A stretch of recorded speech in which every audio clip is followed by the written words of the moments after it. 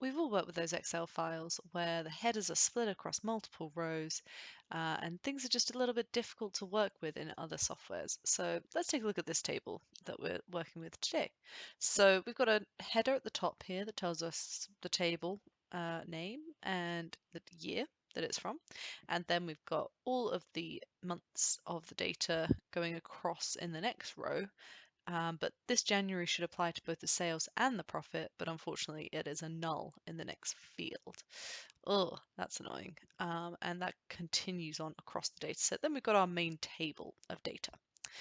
Okay, so one of the first things that we want to do is we want to extract just this year part. So we're just going to filter it just to this row, just to this column, and extract the year. So that's what our first step is going to be. Start small and work our way up. So we filter it to just that row. We only keep the F1 fields and we go ahead and use a bit of regex to extract those 4 digits. I did think maybe we could just exclude the punctuation, exclude the letters, but then we'd be left with the 1 from table 1 as well as the 2022. I just wanted to make sure that if they added anything to the end as well, it doesn't matter, we still just get the year out, but you could have tried different methods to get that 2022 out. And then we just remove the other field and we've got our year field. Okay, good. So we can then exclude this row from the rest of our data. We've kind of dealt with that. So we're just excluding that top row. So now we've just got our January, February, so on and so forth going along the top. So something I forgot to mention as well, you might have thought about using data interpreter for this data set, but when we use data interpreter, it does understand that it's January sales, for example, but then we still just get the profit promoted to column headers. So still, we're not really getting the whole picture of where our month applies to both these measures. So I think it would be more difficult to pass it out otherwise. So that's why I chose not to use the data interpreter. So, okay, we get to this stage and then I start to think, okay, what if instead we pivot our data and we make use of the fact that we have an order to our field, the order that our fields go in based on the F and then the number after that. That was my thought. So let's pivot it. We pivot every field except for F1. So we just drag those over. And then what we're doing is we are getting rid of the letters and changing this to be numeric. Okay, so let's find a particular example. Let's find Dulwich and take a look at this store. So if we try and find, let's just go to detail of our pivot 1 names here, go to Dulwich, and let's just look at 2 and 3. Okay, so these are some of the values that are associated with that. Okay, let's go and find out where our profit lies. So I'm going to scroll down to the profit down here. So profit and sales. Okay, so they should be in 3 for store. Okay, so that's what I'm looking for. It's the store that I need to interact with here to understand more about that. So the null row and the store row. And let's just choose number 2 here. Okay, there we go. So this is what I'm trying to demonstrate, and then 3. So if I'm looking at this, then this store is sort of like the second row data, the nulls are the top row data. So this is where my January is stored, and this is where my sales and profit is stored. And I just want this January to come down to this null value as well. So basically what I want to do is all of my odd numbers, I want to actually -1 from them because that is where my month name is stored. Okay, so that's the logic that I mean there. So all I'm doing now is having a grouping field where I take pivot names mod 2. So if we divide pivot names by 2, is there a remainder? If it's odd, there will be a remainder of 1.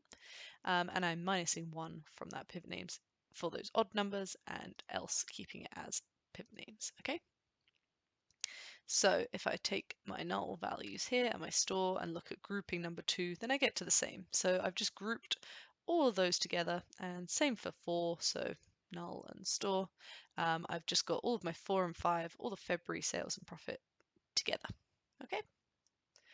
So now what I need to do is treat the headers separately from the rest of the data. So I filter to just the headers at this point, or just the months, sorry. So I ignore profit and sales and I'm just looking at the months.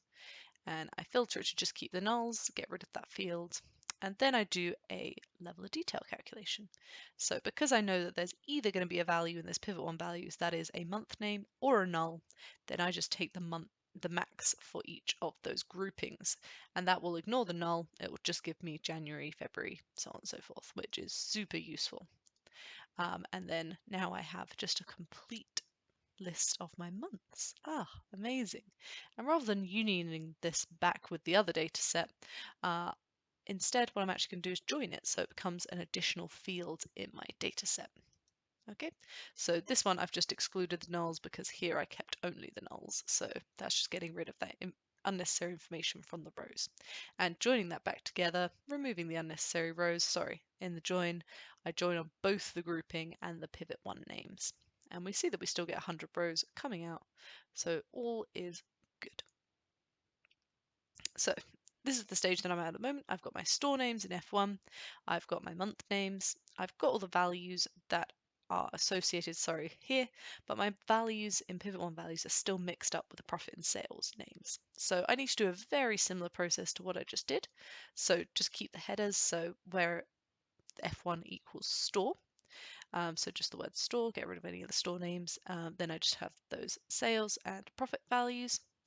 And then I just rename this to be my headers just to help my brain keep track of everything. And then similarly here, I just get rid of the store, so get rid of the headers. We've just got the data we need here. I've renamed this to be store because why not?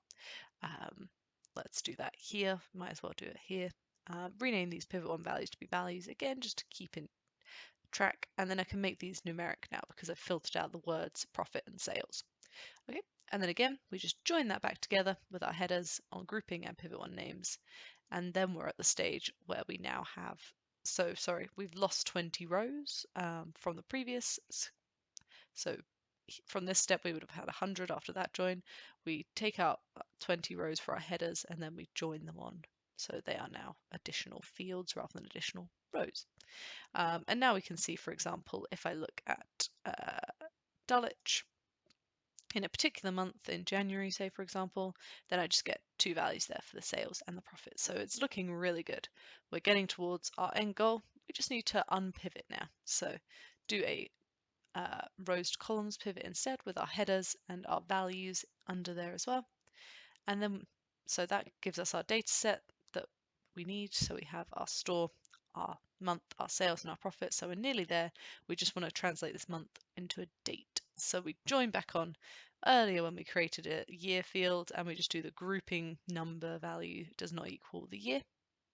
So we get that number associated with every single row. So that just repeats that year across every single row. And then we just make the date. So we remove the grouping field, we don't need it anymore. Create a date field saying, unfortunately, we do need to say if the month is equal to SEP, we need to put a T on the end of it because otherwise Tableau Prep doesn't recognize it and automatically change it to be a month, which is frustrating. And then we just need to add the string afterwards with a space. So that gets us to this stage, our month and year in the same field. And then we just want to change that to be a date data type. Wonderful. And then we're at our output. So hopefully that made sense, all that reshaping of data. And thank you very much for watching.